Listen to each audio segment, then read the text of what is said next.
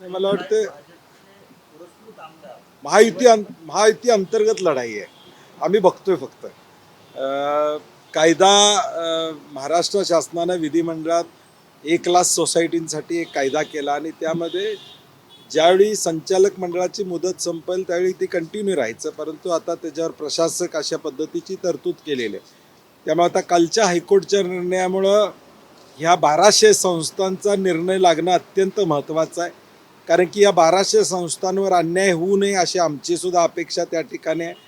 तक्रार कुणी केली 1,200 बद्दल, परत 1,200च्या बद्दल कळवळा कुणाला आला, हे सगळ्या कोल्हापूर जिल्ह्यातल्या संस्थांनी बघितलेलं आहे. आणि त्यामुळं उद्या 5 मे नंतर आता शेवटी शासनाच्या हातात आहे. शासन काय निर्णय घेते बघू. आणि एकदा 5 मेची तारीख संपली की मी प्रेस कॉन्फरन्स घेऊन त्यावर माझी प्रतिक्रिया देईन.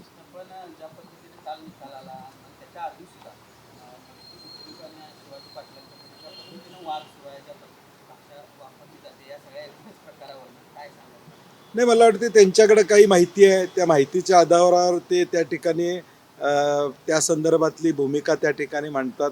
कोणीतरी त्यांच्यावर बसून नेमकं त्यांच्याकडे काय माहिती आहे, काय अडचणी आहेत त्या त्यांच्याशी बोललं पाहिजे. कोणीच बोललं नाही तर ते शेवटी त्यांच्याकडे ज्या आलेल्या माहितीच्या आधारावर ते वक्तव्य करत जाणार.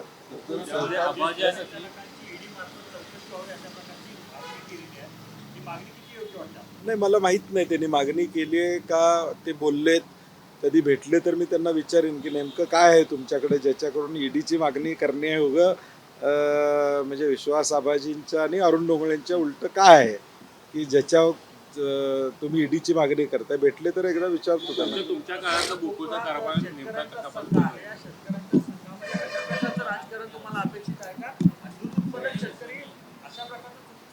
नाही, मला वाटतं मी ज्यावेळी गोकुळची निवडणूक लढवण्याचा निर्णय घेतला त्यावेळी शेतकऱ्याला 2 रुपये दर दूध वाढ देतो म्हणून सांगितलं. आम्ही ते तब्बल 12-14 रुपयावर दरवाढ त्या ठिकाणी दिली.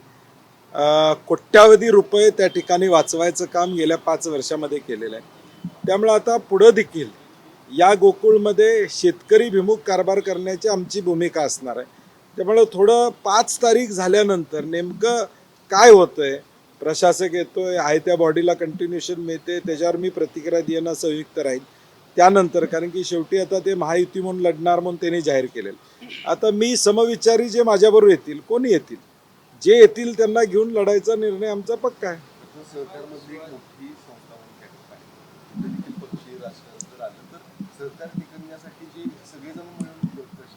नाही, मला वाटते आजपर्यंत आम्ही राजकीय जोडे जिल्हा मध्यवर्ती बँक आणि गोकुळमधून बाहेर ठेवलेले आहेत.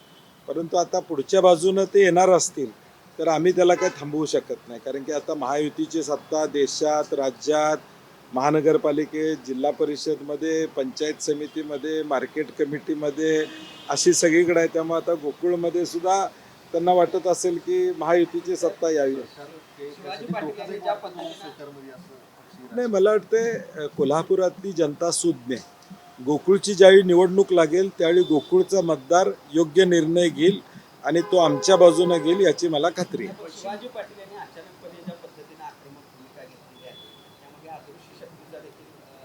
नाही, मला वाटते हा महायुतीतला जो काय गोंधळ आहे तो त्यांनी एकत्र बसला पाहिजे. आता परवा आम्ही बघितलं शिष्टमंडळ गेलं, मुख्यमंत्र्यांना भेटलं, उपमुख्यमंत्र्यांना भेटलं, त्या शिष्टमंडळात ही सगळी मंडळी एकत्र दिसत आहेत आम्हाला. त्यामुळे आता निवडणूक सुरू होते तोपर्यंत त्याच्यावर बोलणं.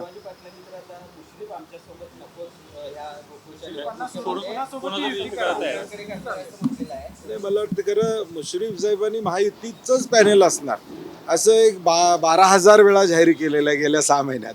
त्यामुळे आता माझं काय त्यांचं त्या बाबतीत बोलणं झालेलं नाही. कारण की त्यांनी एवढं ते मुश्रीफ साहेबांनी महायुतीचा एवढा ध्यास घेतलेला आहे की महायुतीचे शिल्पकार असल्यासारखं ते आता अगदी महायुती म्हणून या ठिकाणी सगळं पुढं जात आहे. त्यामुळे आता काय बोलणार, त्यांचं चालू आहे. नाही, आता त्यांचं चालू आहे, तुम्ही त्यांना विचारा ना. त्यांना प्रश्न विचारणं गरजेचं आहे.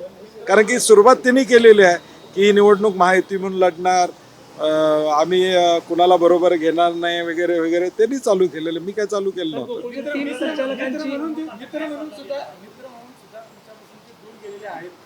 नाही अजून भेट झाली विचारतो आता एकदा भेटली की. आता जिल्हा मध्यवर्ती बँकेत परवा भेटलो, काही जिल्हा मध्यवर्ती बँकेची कामं होती किंवा वेगवेगळे विषय होते. उद्याच्या भविष्य काळात बँक व्यवस्थित राहिली पाहिजे, कारण की साखर कारखानदारी या राज्यातली अडचणीत आलेली आहे. यावर्षी 50% साखर कारखाने चालू होणार नाही आणि म्हणून त्यांच्याशी त्या बाबतीत ही चर्चा केली की राज्य शासन म्हणून त्यामध्ये काहीतरी भूमिका घेतली पाहिजे, तरच यावर्षीची कारखानदारी चालू राहील. तो विनोदानं मी म्हटलं तुम्ही भेटत नाही ती भेटतात असं म्हटलं. साहेब गोकुळच्या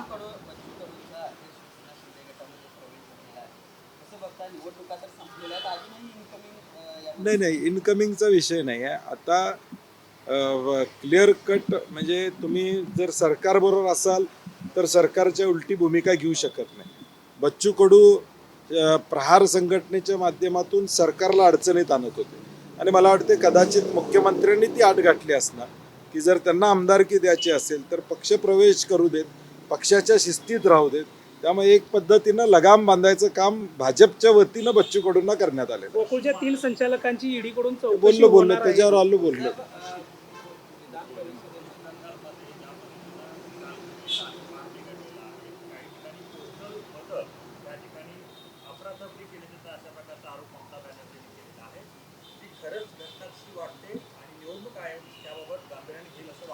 निवडणूक आयोग काय गांभीर्यानं घेईल असं वाटत नाही. निवडणूक आयोग सरकारच्या इशाऱ्यावर चालतं हे अनेकदा सिद्ध झालं.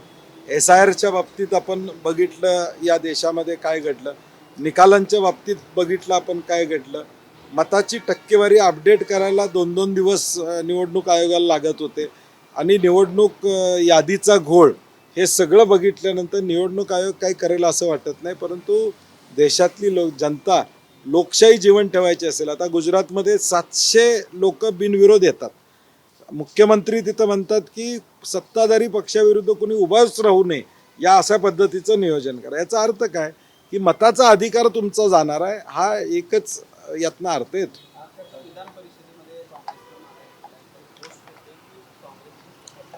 नाही मला वाटतं हे थोडं कॅनव्हास महाराष्ट्र आणि देशाचा कॅनव्हास अभ्यास केला पाहिजे.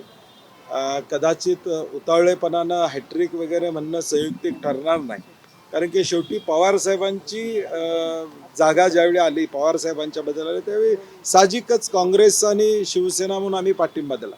यावेळी आमची इच्छा होती की उद्धव ठाकरे साहेबांनी ही निवडणूक लढवावी, अन्यथा मित्रपक्षांपैकी कुणाला तरी जागा द्यावी.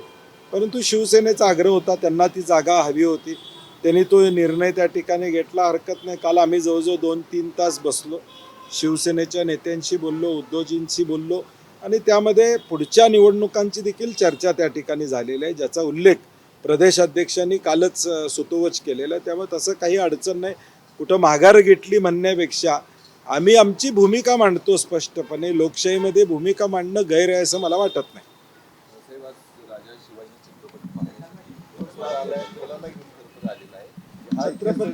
छत्रपती शिवाजी महाराजांचा इतिहास हा मुलांच्यापर्यंत पोचला पाहिजे.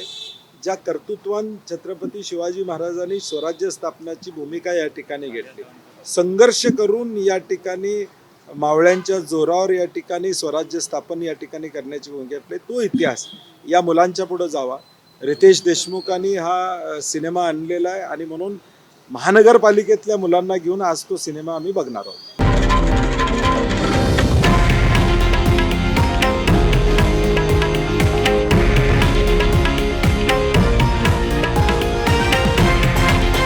हे आहे देशातील नंबर 1 न्यूज नेटवर्क आणि आपण पाहत आहात TV9 मराठी, एकमेव.